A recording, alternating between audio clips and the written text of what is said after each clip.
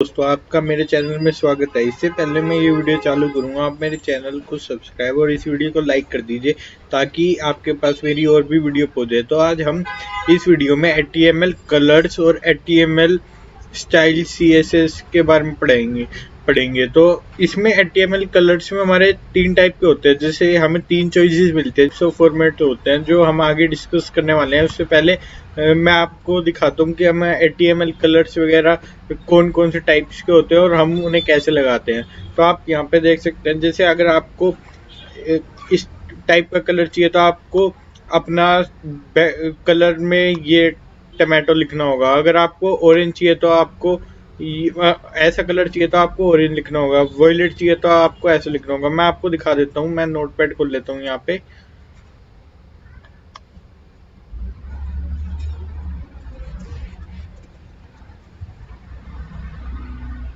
तो यहाँ पे मैंने नोटपैड खोल लिया है। उसके बाद मैं यहाँ पे कर लेता हूँ 2 सेकेंड। तो अब हम हेडिंग ले लेते हैं, स्टाइल ले लेते हैं।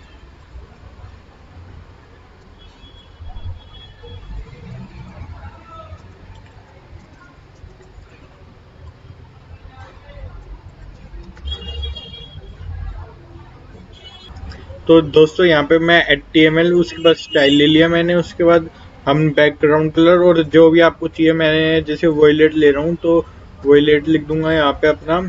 उसके बाद हम इसे बंद कर देंगे। सेव कर दिया है और ये मैं वहाँ पे आऊँगा तो देखिए मेरा ये वॉयलेट कलर आ गया। तो अब हम आगे बढ़ते हैं अपनी वीडियो पे।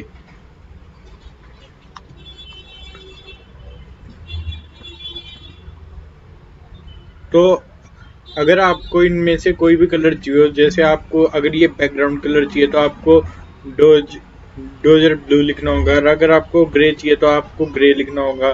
तो ऐसे अलग अलग डिफाइन होते हैं। इसमें और भी स्टैंडर्ड कलर्स होते हैं, इसमें 140 स्टैंडर्ड कलर्स के नेम्स होते हैं।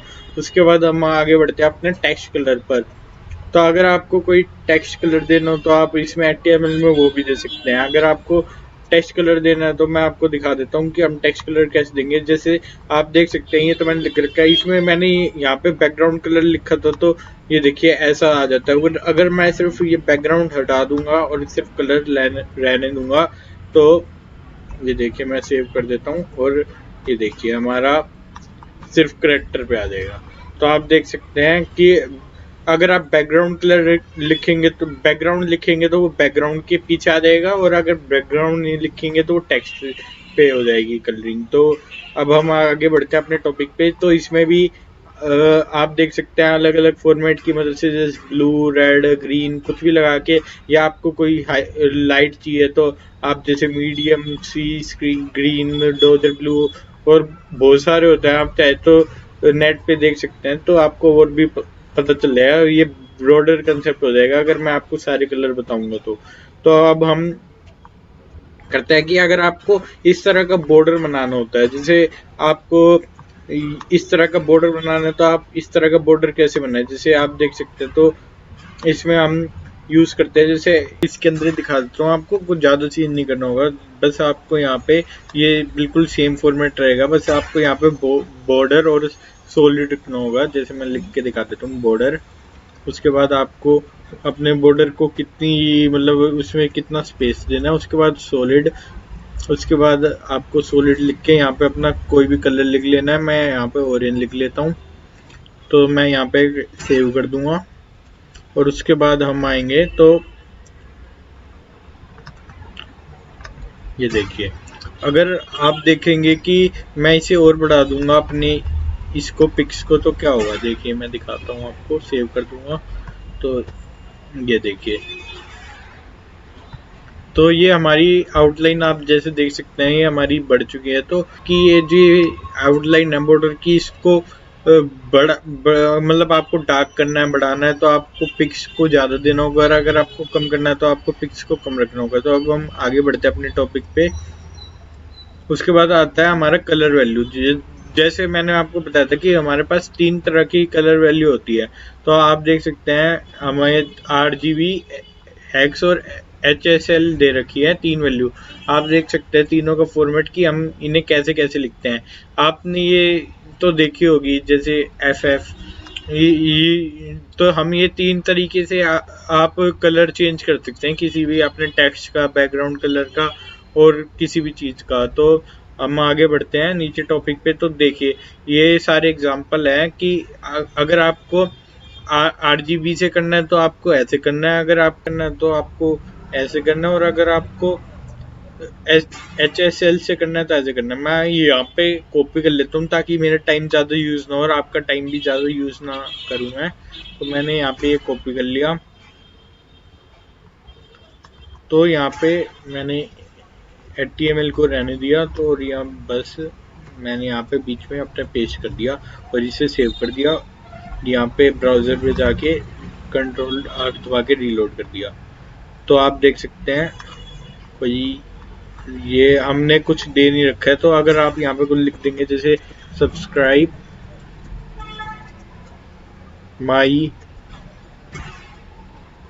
चैनल, तो ये देखिए मैं इसे सेव कर देता हूँ और ये हमारा वहाँ पे आ जाएगा।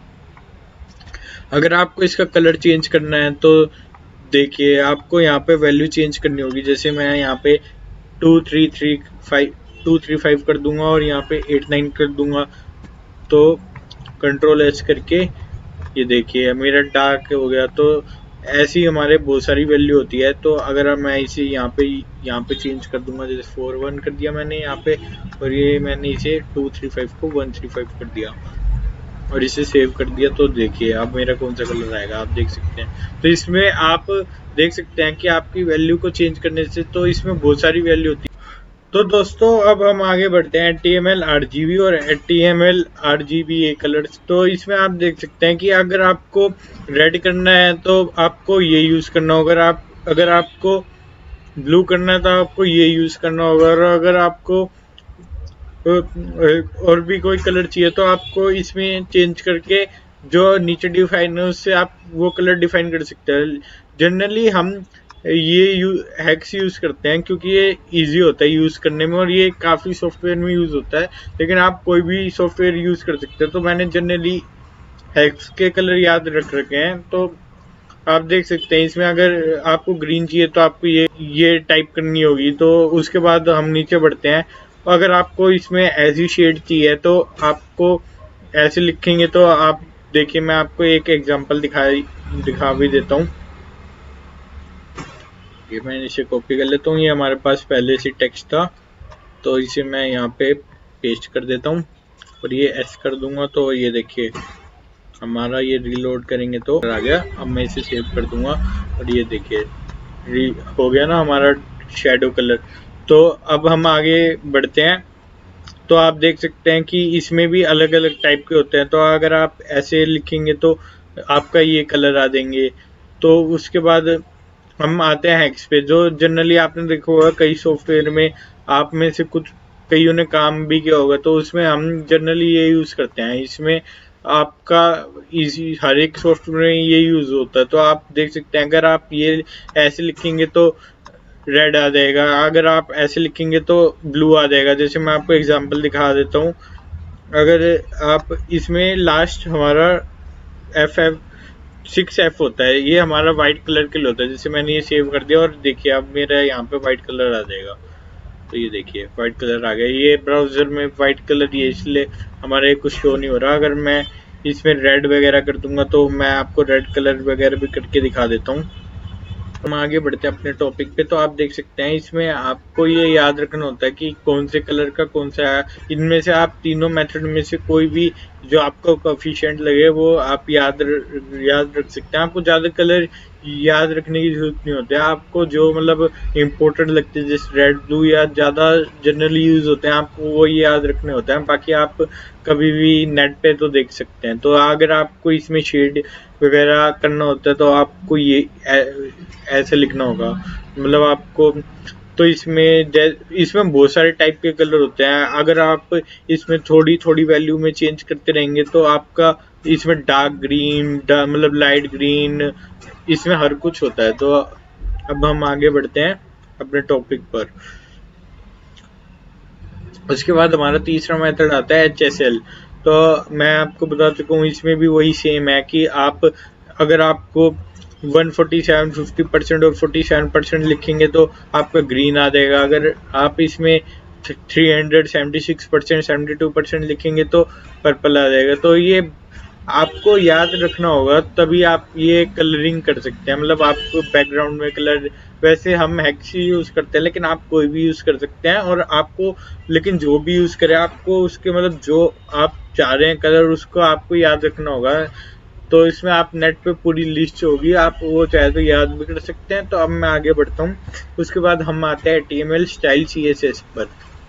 तो हमारा HTML स्टाइल CSS क्या होता है? Cascading style sheets. तो हमारा, पहले मैं आपको बता दूं क्या होता है, CSS क्यों बना।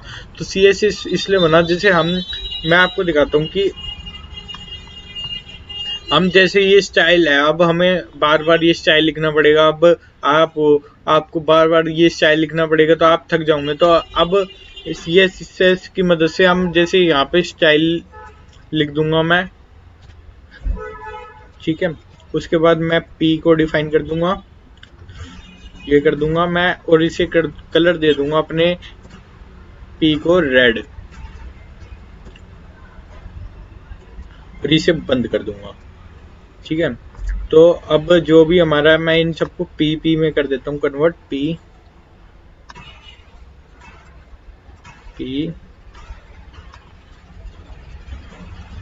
और ये बैकग्राउंड हटा देता हूँ। तो ये मैंने 2 में कर दिया। तो अब मैं आपको, हम यहाँ पे अपना स्टाइल को बंद कर देंगे,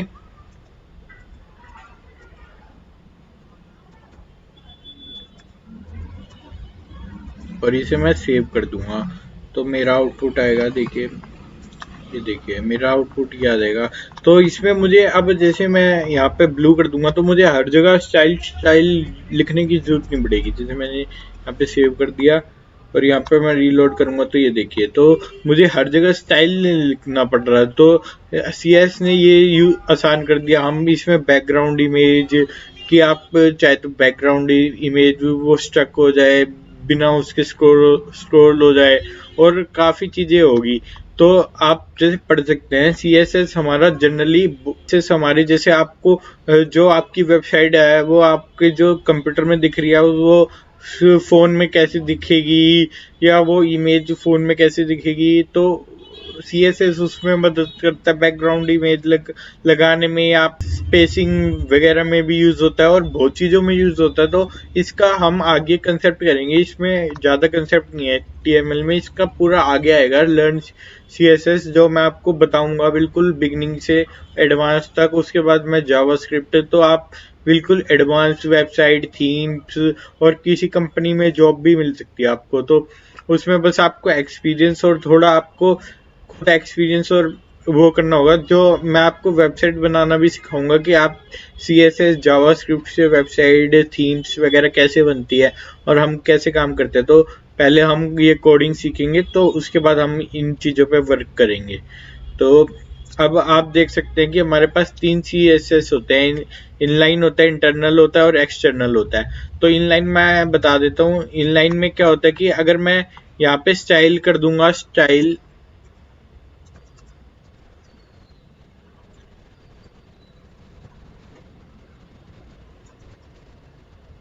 तो ये मेरा इनलाइन CSS हो गया। तो इसे मैं कट कर लेता हूँ और इसे सेव कर देता हूँ और आउट। तो देख सकते हैं कि हमारा आ गया। तो ये हमारा इनलाइन CSS हो जाता है। उसके बाद हमारा इंटरनल आता है। इंटरनल मैं आपको दिखा चुका हूँ, फिर भी अगर आप कहेंगे तो मैं आपको दिखा देता हूँ। इंटरनल हमारा वही सेम हो जाता है। अगर मैंने जो कट किया था वो पेस्ट कर दूंगा, तो ये हमारा इंटरनल इंटरनल हो गया। उसके बाद हमारा आता है एक्सटर्नल। एक्सटर्नल हमारा होता है, जैसे मैं कोई फाइल बना दूं और वो फाइल ले लूं तो वो हमारा एक्सटर्नल हो जाएगा। जैसे मैं आपको दिखा देता हूँ, मैंने इसमें एग्जांपल भी दे रखा है। मैं जैसे इनलाइन आप देख सकते हैं, ये हमारा इनलाइन हो गया, ये इंटरनल हो गया। देखिए हम इंटरनल ऐसे देते हैं।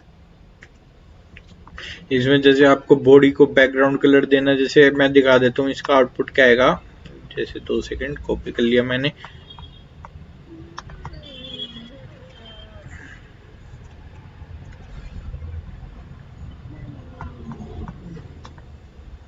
तो देखिए, तो दोस्तों अगर मैं अच्छा पढ़ा रहा हूँ या मेरी वीडियो में कोई कमी है तो आप मुझे नीचे कमेंट लिख सकते हैं और मुझे बता सकते हैं कि मुझे किस किस चीज़ में इम्प्रूव करने की ज़रूरत है, तो हम अपनी गलतियों को ठीक कर सकें। तो मैंने आपको दिखा दिया कि इसका आउटपुट क्या आएगा। तो आपने देखा जैसे हमारा बैकग्राउंड कलर हमने पाउडर ब्लू ले रखा था और H1 हमने ब्लू ले रखा था और पी का कलर हमने रेड ले रखा था। तो आप देख सकते हैं कि ये हमारा ब्लू आ गया, ये रेड आ गया और ये पाउडर ब्लू है जो हमने बैकग्राउंड कलर में लिया था।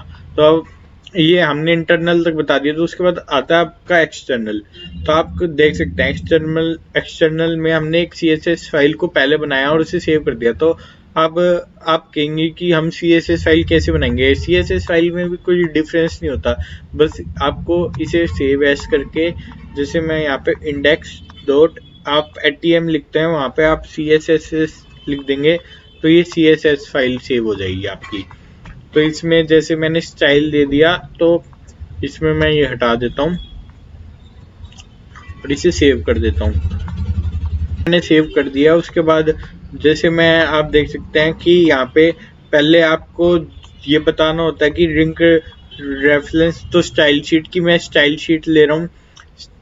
मतलब स्टाइल शीट का मतलब मैंने आपको बताया था कि कैरिबियन स्टाइल शीट मतलब CSS की फुल फॉर्म ही होती है। इससे जैसे आपको डिफाइन करना होता है कि कंप्यूटर को बताना पड़ेगा कि मैं कौन सी फाइल उठा रहा हूँ। जैसे होता है आप बताएंगे कि अगर आप टेक्स्ट फाइल उठा रहे होते तो आप TXT लिखेंगे, तो इसका हम स्टाइल शीट लिखेंगे। उसके बाद देखिए मैं यहाँ पे कॉपी कर लेता हूँ ताकि हमारा टाइम ज़्यादा कंज्यूम ना हो। तो ये मैं नया नोटपैड पे एक नई फाइल और खोल लेता हूँ, नोटपैड एक और खोल लेता हूँ। तो ये कंट्रोल V कर दूंगा। तो मैंने आप यहाँ पे देख सकते हैं मैंने इसका नाम क्या लिखा था, index.css। तो यहाँ पे मैं index.css कर दूंगा और ये हम सेव कर देंगे। तो ये देखिए, तो ये मेरे से पूछ रहा है तो मैं इसमें कर दूंगा new.atm। ठीक है, तो ये मैं सेव कर दूंगा और हम अपने ब्राउजर पे आएंगे, म्यूजिक पे आएंगे, न्यू खोलेंगे। तो ये देखिए सब कुछ वो कॉपी हो गया। तो ये सकते हैं हमारे 3 टाइप के होता है CSS में, अब कलर्स, फॉन्ट्स और साइज आता है। तो अब हम आगे बढ़ते हैं। जैसे आप देख सकते हैं इसमें हमने एक ही उसमें पैराग्राफ में, तो मैं इसे कॉपी कर लेता हूँ ताकि मैं मेरा टाइम ज़्यादा कंज्यूम ना हो और आपका भी। ये हम सब कुछ पहले कर चुके हैं। CSS में कुछ ज़्यादा डिफरेंस नहीं होता, बस इसमें हम थोड़ा इजी बना देते हैं अपने इसको कोडिंग को। जैसे अब आपको यहाँ पे लिखना नहीं पड़ता बार बार स्टाइल, तो आपको, और आप चाहे तो जैसे इसे मैं दूसरे फाइल में सेव कर कर फिर उसे एक्सटर्नल की मदद से ले भी सकता हूँ। तो इससे आपकी कोडिंग या ज़्यादा लेंथ भी नहीं होती और आपको इजी हो जाता है। तो अब मैं इसे जैसे सेव कर दिया और मैं इसे रीलोड करूंगा तो देखिए आउटपुट क्या आएगा मेरा, ये देखिए। तो अब हम आगे बढ़ते हैं अपने टॉपिक पे। तो अब हम आते हैं CSS बॉर्डर पे। अगर आपको बॉर्डर देना हो तो जैसे हमने देखा था तो वही सेम है कंसेप्ट, बस आपको वही ऊपर देना। जैसे मैं आपको दिखा देता हूँ, बहुत ईजी है। जैसे अगर आपको किसी भी जगह बॉर्डर देना तो यहाँ पे आपको वही बॉर्डर लिखना है।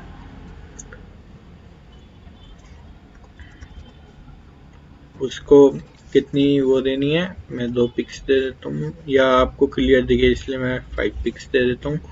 और इसका सॉलिड करके मतलब आपको कलर कौन सा चाहिए, मैं इसमें सॉलिड ऑरेंज ले लेता हूँ और ये मैं सेव कर दूंगा और हम अपने ब्राउज़र पे आके रीलोड करेंगे तो ये देखिए। तो अब आगे बढ़ते हैं हम अपने टॉपिक पे। तो वही है। तो उसके बाद हम आते हैं CSS पैडिंग पे। CSS पैडिंग होता है कि अगर आपको इसके बीच में स्पेस चाहिए, जैसे अब मुझे ये लग रहा है कि इसमें ये मतलब स्पेसिंग नहीं आ रही, तो स्पेसिंग जैसे ऊपर नीचे स्पेसिंग आ जाएगी। मैं आपको डेमो दिखा देता हूँ ताकि आपको इजीली समझ आ जाए। तो इसमें हम स्पेसिंग दे देंगे, सेव कर दूंगा। तो यहाँ पे मैंने कर दिया। तो ये देख सकते हैं आपका गैप आ जाता है। अगर मैं ये कम कर दूंगा तो हमारा ये गैप कम हो जाएगा। और अब हम आगे बढ़ते हैं। उसके बाद आता है हमारा CSS मार्जिन, जिसमें हम स्पेसिंग मैं आपको दिखा देता हूँ। जैसे आपको यहाँ पे बस पैडिंग की जगह मार्जिन लिखना है तो ये आपके बॉर्डर को दे देगा स्पेसिंग। जैसे आपको मैं दिखा देता हूँ तो आपको क्लियरली समझ आएगा। यहाँ पे मैंने मार्जिन लिख दिया, यहाँ पे मैंने सेव कर दिया और ये हम करेंगे रीलोड। और ये देखिए, तो आप देख सकते हैं कि इसने हमारा ये मार्जिन पहले कैसा था और आप देख सकते हैं, तो देख सकते हैं आउटसाइड द बॉर्डर आ जाएगी। ये देखिए हमारा ऐसा आ जाएगा।